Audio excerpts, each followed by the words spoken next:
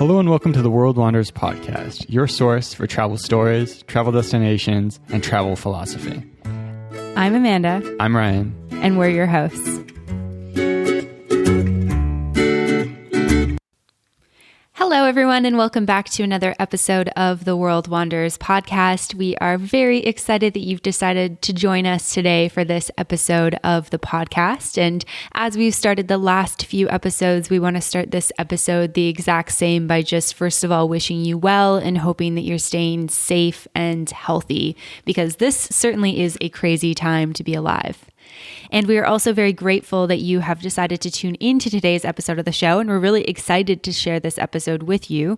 Over the last couple of weeks, we've been really considering what type of content we wanted to share in regards to travels and what type of stuff felt, I guess, interesting and also a little bit appropriate during the time to talk about. And so one of the things we've been doing on the back end that we haven't been sharing with you guys so much is talking to a lot of our friends around the world. I mean, a big part of our process for deciding to go home was talking with other nomadic friends to see what they were doing. And we decided to capture some of these conversations and share with you guys a little bit more about some of our travel friends who are quarantined in other countries around the world. Yeah, and so today we are going to be sharing the first couple conversations, then we'll have a follow-up part 2, and we'll also be talking a little bit about our perspective now that we've been back in Canada for a little bit and have had some time to reflect on what it would have looked like if we'd stayed and what it's been like here so far. So we're going to be starting off with our friend Veena Sothasan, who right now is in Panama. She is someone we met during our language classes, actually, in Panama, going to a post-Spanish lesson happy hour, which was one of our things that we really enjoyed doing. And Veena is originally from New Zealand and had been traveling in the past year and then basing herself in Panama City since last fall, I believe, at around the start of November. So kind of around the same time that we were there, she was also in the city. And so we got to know her, and Veena had originally actually planned to go home from Panama in April.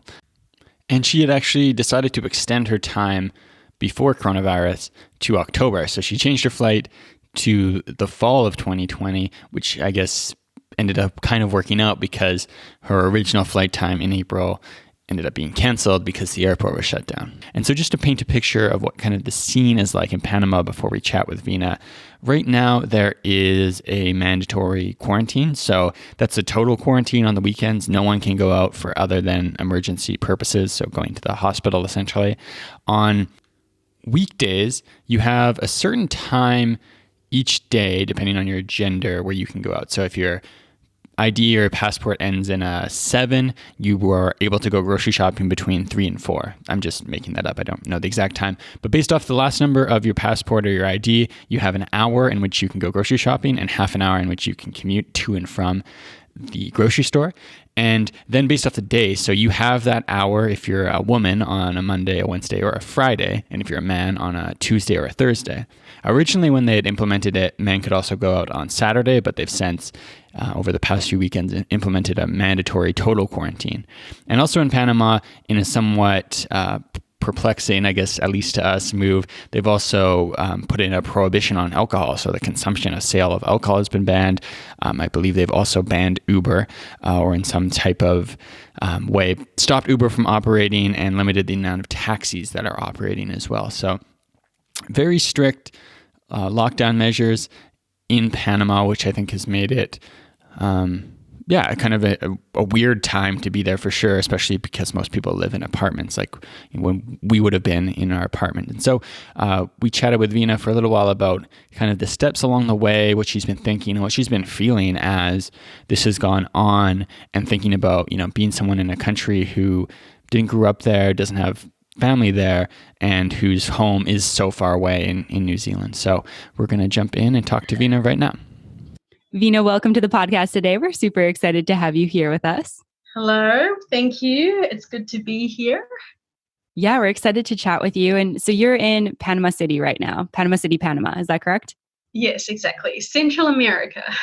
Yeah. And what, I guess, first brought you to Panama, months before this whole coronavirus thing happened?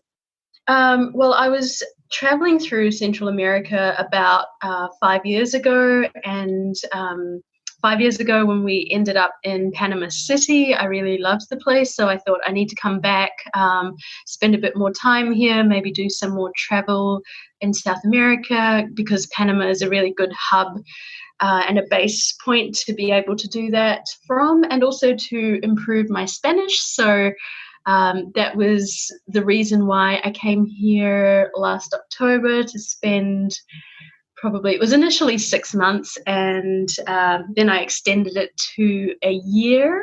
So yeah, love the city, love the culture, love the vibe, love the people. It's pretty safe, I think, is one of the key things about this part of the world. I don't have to worry as much about sort of walking out and about with my handbag and things like that. So yeah. Yeah, that's all awesome. And it's all reasons that we love Panama City as well. And it was interesting, like, as everything was kind of, I guess, like heating up with the whole global pandemic, we had conversations about, were you going to go back to New Zealand? Were we going to go back to Canada? And I'm curious, like, what that looked like for you. Like, did you think about going home at all? Well, because in January, before all of this reached a peak and countries were starting to make decisions, I think before then I had changed my tickets to October by coincidence. So when this was starting to come to a head, I wasn't really too worried about it. And I know we talked about that as well. But then when I was hearing just the the severity, I don't know if severity is the right word, but there were countries shutting their borders. I was getting email messages from the New Zealand government telling me that I should come back while there are commercially viable options, because in the future this might not be possible. That was starting to be a bit more anxiety provoking for me, and I think there were probably a few moments there where I thought about, is it better to return? But then I thought, well, I have a good apartment. It's pretty safe here. I have food. I have water. I'll just stay. I'll stay. Yeah. And then, so what has the progression of things been like in Panama? And what is it like kind of right now in terms of what you can do, what you can't do?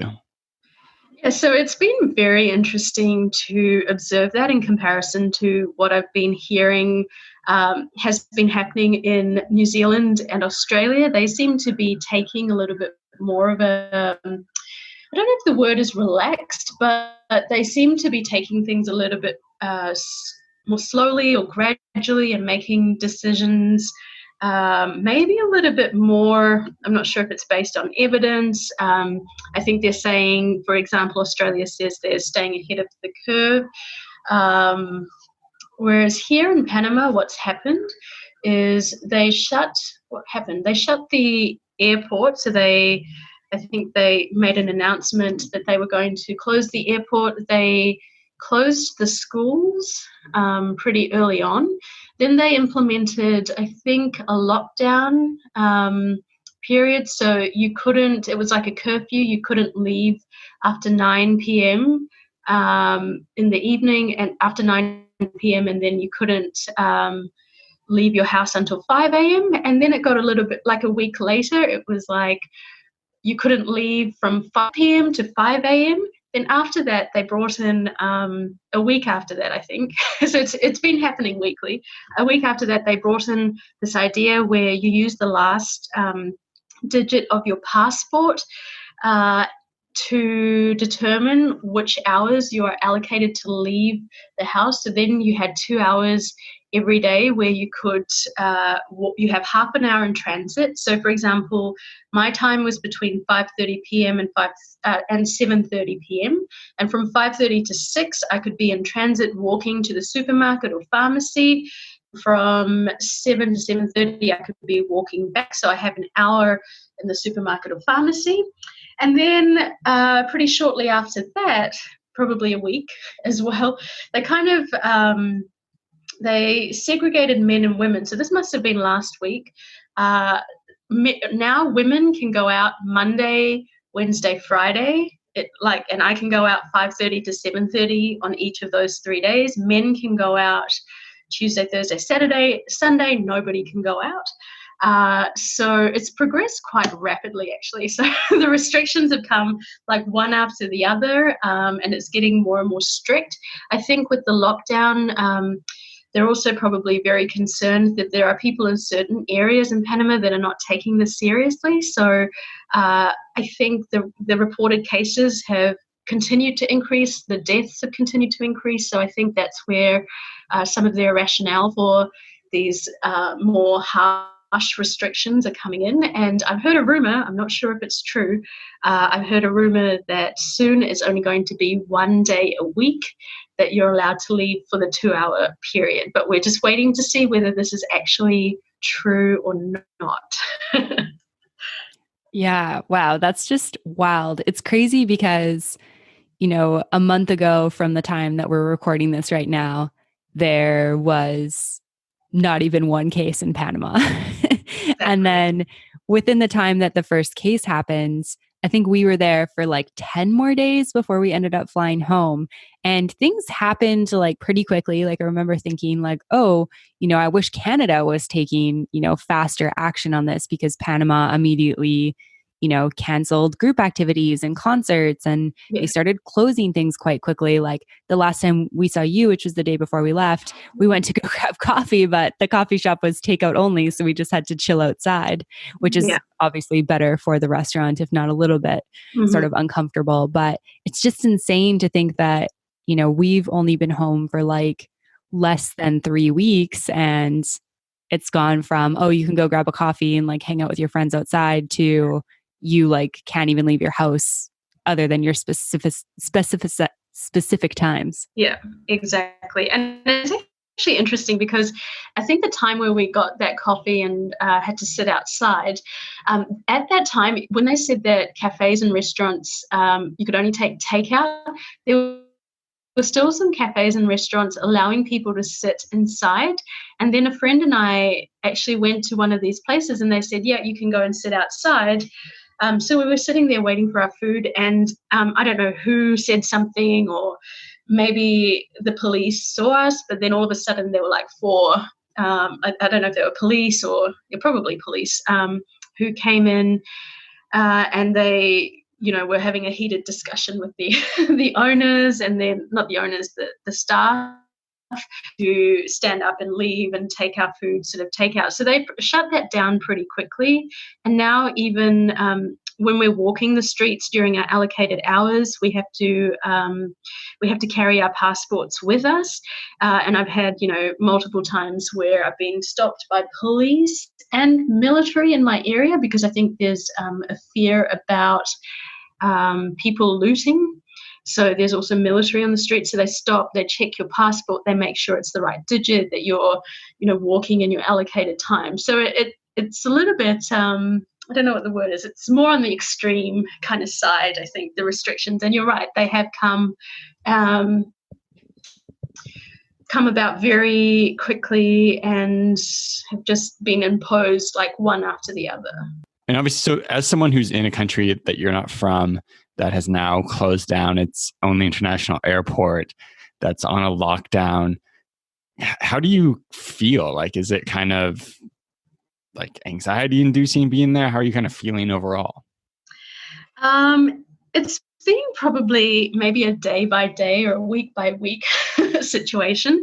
I think, as with probably the rest of the world, there's a lot of uncertainty about a number of things. I think there are times where I feel frustrated. I think last week I was trying to go to the bank followed by the supermarket within my time frame, and I was really frustrated because they keep changing the hours that they're open, and then frustrated about the whole like restrictions side of things. So that's probably one feeling I've had. But maybe with the uncertainty, definitely some anxiety about probably more the financial side of things. And I know it's not a great time for a lot of countries, and also maybe even looking at how going on for. I'm just wondering about when is travel going to be safe again, or when are they going to kind of open up the airlines and have those options to maybe do a bit of that, or even just thinking about in October, will I be able to get back on the that I have? So probably some worries and anxieties that I have at the moment, but for now, I'm trying to remain as optimistic as I can that this will hopefully by May, June resolve a little bit so that we can have some sense of normalcy, but I'm not sure. Yeah, it's a mixed emotions. And I think, again, it varies day by day, maybe week by week. As the restrictions come, probably more frustration and a little bit of now I'm starting to wonder, like, what they're basing their decisions on. And it's almost like they've started to impose the restrictions, and they're continuing with it now without, and it's starting to go more into like the irrational side of things. But people here don't seem to mind that. I think people here, like generally speaking, the Panamanians or like more of the locals seem to think that this is a really good measure. The government's doing well to make sure that people are at home, and maybe that's got something to do with their history and their background and their culture. But I guess certainly coming from kind of New Zealand and Australia, and looking at the approaches they're taking as well, which seem to be a little bit more like you can go and exercise, you can spend a little bit of time outdoors within reason with, distance, so there's more flexibility there. So I think the frustration comes from not having probably a little bit more inflexibility here with like the government and their decisions and things like that. But at the same time, I understand that perhaps their healthcare system or might not support more cases or more critical cases, and they might have a different structure here. So there's a long answer to your question about feelings. Yeah. No, I mean, even like being home in like a country where, we have like a little bit more to base on what the government's likely to do, just because like it's our culture, like we're from here, Yeah. And that was one of the things that we definitely talked about when making the decision to come home. Like, do we stay somewhere where we're not sure what the government's going to do and where we might end up in a full lockdown, which I was like very skeptical to believe that would happen in Panama while we were still there. But it's just crazy that is pretty much the case that you're in now. And I mean, even being in Canada, like there's so many emotions, because it's like you wake up and things feel normal, and then all of a sudden you remember that there's like this global pandemic going on, and you can just cycle through like so many thoughts and feelings. And yeah, it's tough when you want to travel and travel something you like to do, or you're in a place where you want to travel and do things, and then you just can't. And it definitely sucks. Yeah, for sure. And so I'm curious, since you've been, kind of in your apartment over the last couple of weeks, what are you doing to pass the time in quarantine? Not a whole heap, really. I'm tutoring my flatmates in English. I'm trying to revise some of the Spanish notes that I haven't had time to look at. I've been watching Netflix. I've been taking more naps during the day that last like 2-3 hours. It's wonderful. I've been sitting on, fortunately, we have a balcony. So I've been sitting on the balcony trying to get some fresh air, I guess. I've tried to do some exercise in my room, but if you don't know, Panama, the average temperature during the day at the moment is about 33, 34 degrees, and it's heading into kind of more of a humid climate. So when I've exercised in my room, I just end up sweating more.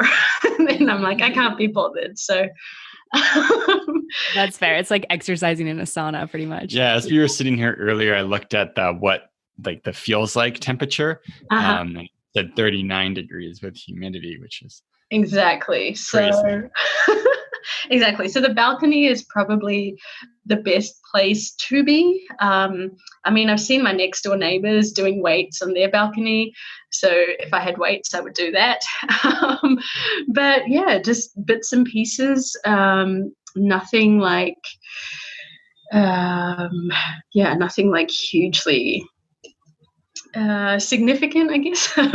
Not sure. And I've actually, yes, this is one thing I've noticed because my thumbs have become very sore. I spent a lot more time on my phone, writing messages, leaving voicemails, and I found it's been a lot better to connect with people back home.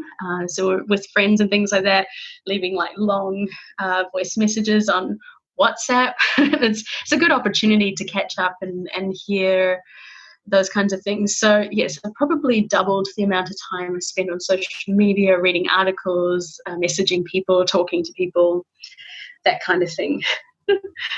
Yeah. Yeah. Obviously, it's like not a great situation, but I guess one silver lining of it is that, pretty much everyone's home. And it's been the same for us. Like we've had a lot of opportunities to catch up with friends and to have those conversations with friends and family. So that's like one nice thing that we're, all in this and, people want to connect. So I'm glad that you've been able to do that, especially since you're so far away. Yeah, exactly. And, again, like I said, did I say it? Can't remember. I thought it for sure. But, the key thing is that if you have like a good,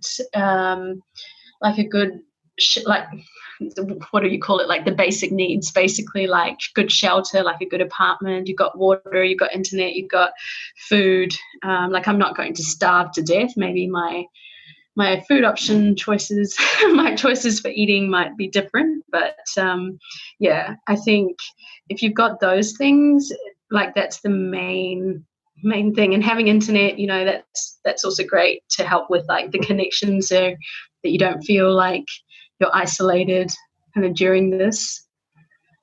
Yeah. Mm-hmm.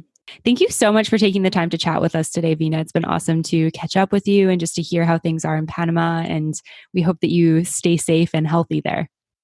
Thank you very much. It's been a pleasure and good to share some of what's happening here. And definitely I'd be interested to hear what some other people have to say also about their experiences in this situation.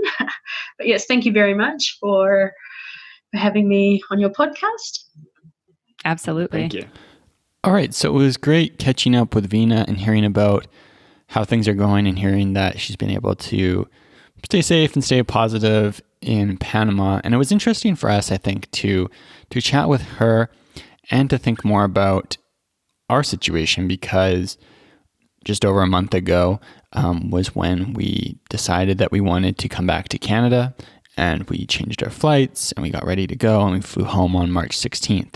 And so as we sit and record this, it's been a month. And so chatting with Vina and then kind of reaching that point, I think we've been thinking a bit about what it would have looked like if we decided to stay. And to give you guys a sense, for anyone who's not in Canada, which is most of you, of what it's like in Canada, as far as the rules and the quarantine go, most non-essential businesses are closed, and there's recommendations for social distancing, and so bars, restaurants, of course, basically anywhere selling food can only do takeout. And then a lot of businesses that are retail facing, malls, of course, all that stuff's closed. But there is definitely a level of freedom that isn't there in most of the Latin American countries where we chatted with friends in terms of just the severity of the quarantine measures. So here in Canada, you can, go basically do most things you want as long as you're maintaining social distance. For example, like we're in a smaller community, so we can go for walks. You can go to the grocery store kind of more along the lines of when you feel like it, as opposed to having a set time to do that. And there definitely are more businesses that have been able to stay open because they're working from home and stuff like that. Yeah. And so if you guys listened to our COVID-19 update episode from a couple of weeks ago, then you would have heard that it was actually, a challenging decision to make to decide to come home. And we weighed a lot of different options. I mean, for us, we knew that coming back to Canada meant that we were coming back to doing self-isolation at one of our parents' house, and that we would be spending, a couple of weeks, if not a month or so, staying with our respective parents. And when we thought about life in Panama, we had this really great apartment and this great space, and we were comfortable there. We weren't really too worried about being in Panama. But the things that were concerning for us were the potential of all the borders closing and us not being able to get home, the international airport closing and us not being able to get out if we wanted to, or somebody in our families got sick.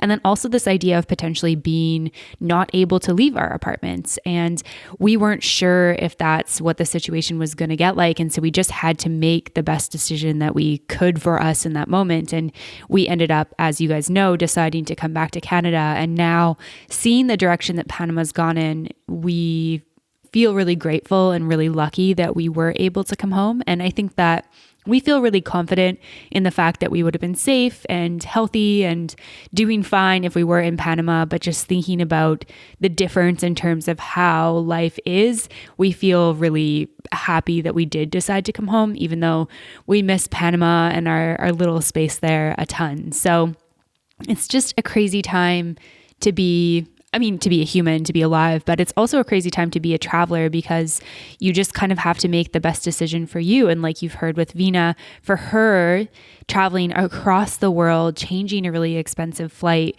and then going back to a country where she doesn't actually have a home didn't feel like the best option for her. And although things are a bit uncertain in Panama, for her, the best decision was to stay there. And so our next is fellow traveler and photographer and also our friend Ali Ugosoli. And Ali was actually living in Peru for a number of months and then left Peru to travel in Argentina, and she is now quarantined in Argentina. And we're really excited to have her on today to talk about what things are like in Argentina, what the quarantine restrictions have been like, what life in general is like there, and why ultimately she decided to stay in Argentina and specifically Buenos Aires to wait out the pandemic.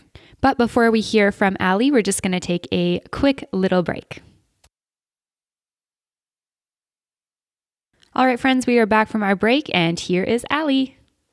Welcome to the podcast today, Ali. Thanks so much for joining us. Thank you for having me. I'm happy to be here. Yeah, we're excited to chat with you. And where are you joining us from today? I am in Buenos Aires, Argentina. Amazing. I love it. And how long have you been here now, or been there now? This time, because I was here 3 months last year, but this trip I arrived mid-February, and I have a 90-day visa stamp. So I planned on spending an entire 3 months here. Yeah. And so obviously it's like, I think a weird time to be anywhere. But what's kind of the situation like in Buenos Aires? What are the kind of rules like around coronavirus? What's kind of the overall situation at day-to-day life there like? Well, we started a very strict mandatory quarantine on the 20th of March, and we're still in quarantine. The expected or potential end of that would be the 26th of April, which would be almost 5 weeks long, but we don't know. They keep extending like in a lot of countries. So everyone's to stay at home except for essentials, going to the grocery store, things like that, which is fine. I'm at home. I go to the store. They just made today masks mandatory. We don't have curfews really yet. Everyone's just kind of doing their best. Luckily, Argentina produces a lot of their own products and food, so there's no shortage of things like that, which is very fortunate. Yeah, definitely. Yeah, those are the things that I think start to get worrying when you think about some of those down the road effects of not being able to get food. But when all this was happening, and it was kind of seeming like, okay, heading towards some type of quarantine. I know you'd been basing yourself in Peru for a while. What was kind of going through your mind? What were your thoughts? And what ultimately kind of made you think, okay, it's best for me to just stay here in Buenos Aires? That's a great question. I think that when it first kind of came up, I was thinking, okay, if we're in quarantine for 1 month, maybe 6 weeks, I'll still be on that flight back to Lima on May 16th. I didn't really think that that wasn't going to happen. And now that's looking very unlikely. So even if the quarantine ends, I don't think, my opinion, I don't think the borders are going to be reopened. So I don't know when I'll actually be able to return to Lima, where I have the rest of my photography equipment, most of my belongings, etc. But I decided to just hunker down. I had a 3-month contract in the house that I'm staying at. And I thought, well, I have a rooftop terrace. I have a job right now where I can work online. Why would I leave? I didn't think that going back to the States was a good option for me. I sold my home. So wherever I am is where my home is. So I had already said, okay, Buenos Aires is my home for 3 months, and I'm going to stick to that. And I did look up to see if my visa expires and I can't leave by May, what does that mean? Am I illegal? And from my interpretation of the law is that I won't be illegal. I will just pay a fine when I leave, and that overstay can go up to 2 years for the same fine. So whether it's 2 days overstay or 2 years, it's one flat rate. So I was like, okay, even more signs. Stay in Buenos Aires. Yeah. And I will say that I felt that the quarantine wasn't going to last very long because Argentina got such a jump on it. There were 97 cases and 3 deaths, and they shut it down, mandatory quarantine. Like, it didn't take much for them to take action. And so I was really impressed with them for that and thought, all right, a month will be good. Mm-hmm. Yeah, definitely. I mean, I guess when you compare kind of what's happening in some of the major cities in the US, that's definitely a lot more, I guess maybe gives you like more peace of mind knowing that you'll be, safe and that there's not that many cases. And I think like, I don't necessarily want to speak for how you feel, but like for us, we've been maybe not so worried about getting the virus personally, but more about, if we were transporting it or bringing it into our houses or giving it to our family and friends. And so like knowing that the place that you're in, you're not that likely to get it, I feel like kind of makes me personally feel a little bit better. No, I absolutely agree. I mean, in Connecticut, where I'm from, they're getting up to 3,000 new cases a day. And Connecticut is a small state.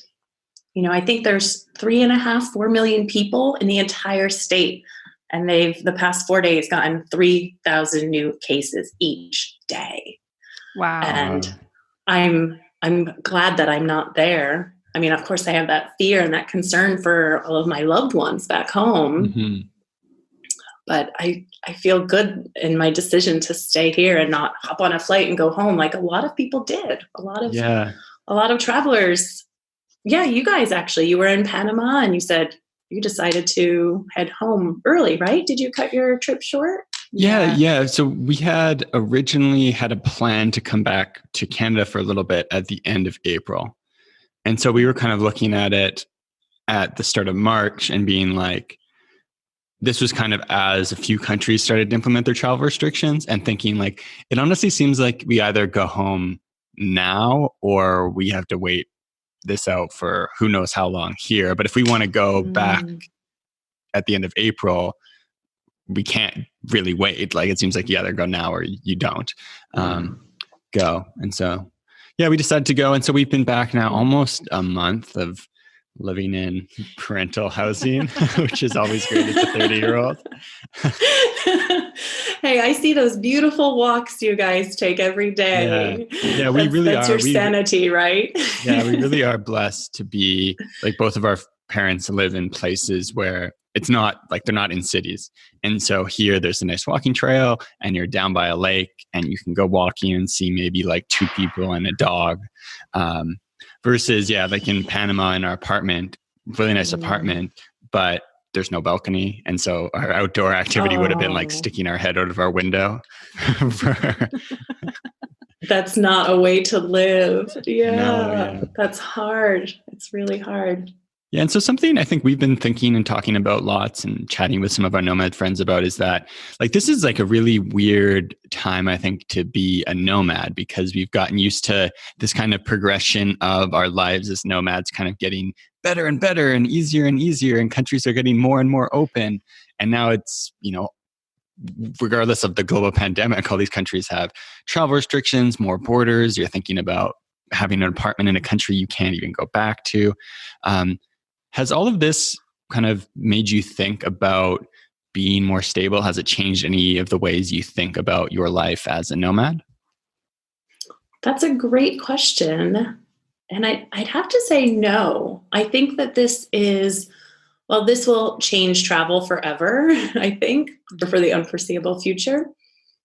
I see myself traveling within Argentina for once the restrictions have been lifted. And I know that I can't go back to Peru where my things are, and I don't want to go back to the States. When I can travel again, it will just be within Argentina until I can leave. So I'm just kind of embracing that and saying, okay, this is where I'm going to be for a moment. I've traveled a lot of countries. The reason I was going to leave after 3 months is because that was my visa. I had to leave. Well, now that I don't have to leave, really, I think that it just will present different opportunities within the country that I'm in. And Argentina is a beautiful country. So I hope that I'll be able to visit the places I had intended to within the next several months. Yeah, definitely. Yeah, for sure. That's something we've thought about too. And yeah, you're right. Argentina has so much to offer between, cities like where you are, wine country, desert in the north, Patagonia in the south. Argentina is really not a bad country to spend a couple of months in. Not at all. I mean, the big thing that it has affected is that I had a job that was bringing me a photography job to bring me to Israel in June. So I had planned to go back to the States in June and then do that job where I would go to Israel for 8 days with this family and photograph them for their son's bar mitzvah and their vacation. And it's amazing. And that more than likely isn't going to happen. So in that regard, I'm missing out on some travel and some job and money. But otherwise, I do have the luxury of having a job where I work online, and now I just work more, make more money, and spend less. So now I'm just saving for when I can travel, and I might skip out on the hostel route and do something really nice for myself. Like I keep thinking, all right, work hard now, and then you're going to save, and you'll be able to use it in some way that makes you happy after. Yeah, I love that. We've thought about that too. It's like we spend, most of our savings, as like maybe you can relate to, on travel. And it's been like weird looking at our credit card being like, oh, no Airbnbs, no. Like surprisingly low. Like it's missing a digit. The credit card bill is missing a 0 on the end of it. I'm like, wait, are we like, okay? Like we haven't spent like any money. It's just like gas and food. That's all we're spending on. I spend money on groceries and I splurge now. I'm like, oh, that expensive kombucha that I wasn't buying before. I'm like, this is the only way I could treat myself. Yes, I'm buying the fancy cheeses and the delicious kombucha that I was like, I can make kombucha myself and pay less than this. I'm like, bring it on. I love it. Yeah, for sure. Can relate to that. Amazing. Well, thank you so much for catching up with us today. And you are a photographer. You have beautiful photography. Where can people go if they want to check that out? Oh, well, you can go to my website, which is allyugasoliphotography.com. That's a tough one. Or through Instagram, also, Ally Ugasoli, ALLIUGOSOLI photography. Amazing. Thank you so much, Ally. Thanks, Ally. All right. Thank you guys so much. Take care. All right, friends, there is the interview with Ally. So we hope that you enjoyed that. And as we've just reflected on the different situations that, everyone's in around the world, something that is really interesting to kind of think about is, this idea of being nomadic. So for a lot of you listening and for a lot of you out there, perhaps you don't have a home and maybe you've gone back to the home that you know of from growing up or your home country because that feels safest. Or maybe you've stayed exactly where you are like Vina and Ally have because home is wherever you are. And for us as nomads, we definitely understand, both sides of this. And it's not an easy decision to make in the time of a crisis. And I think for us, it's definitely been an interesting and challenging time. And it's definitely made us, just really consider our decisions and that sort of thing. Yeah, and we've both obviously been really lucky to have our health and our families all be healthy, and to have places we can go back to and stay with our families, and have that option and that decision. So definitely a moment where there's a lot to feel kind of worried about or stressed about, but also a lot of opportunity to be grateful for a lot of things that you do have going on in your life. And one thing that I enjoyed chatting with Ali about was this idea of this being something that, if living a nomadic life, if working and traveling has been something that you've been working towards, or something that you've been dreaming about, or something that maybe you've started to do in earnest, this could be the type of thing that, adds a lot of fear to that. And while of course we don't recommend traveling right now, we think it's the responsible and right thing to be doing to not be, planning a trip for the next couple months. I do think it's important as well to not let, in the long term, fear of something like this get in the way of what you've wanted to do, unless maybe it's helped you reevaluate your priorities. But if working and traveling is something that you've been dreaming about, you don't have to give up on that dream. At the moment, right now is a great time to start working on a side project that might help you earn some income, to learn a new skill that you could do while you're traveling, to think, dream, and plan about future adventures and all that stuff in the future. And so you don't have to be traveling right now, but you also don't have to set aside your dreams because we're in a bad situation.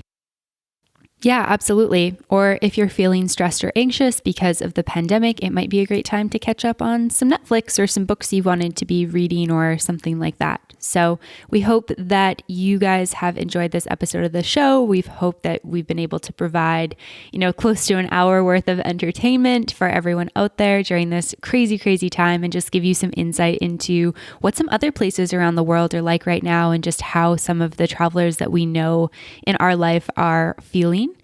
And we are excited for next week's episode of the show, where we continue talking with a couple more friends who are quarantined around the world, and they share their stories with you. So until then. To find more information, relevant links, and photos talked about in this week's episode, check out theworldwanderers.com. If you have a question, comment, or feedback, send us an email at info@theworldwanderers.com. Join our community on Facebook at The World Wanderers, or on Twitter at WorldWanderers1. As always, thanks so much for listening. Have a great day. Bye.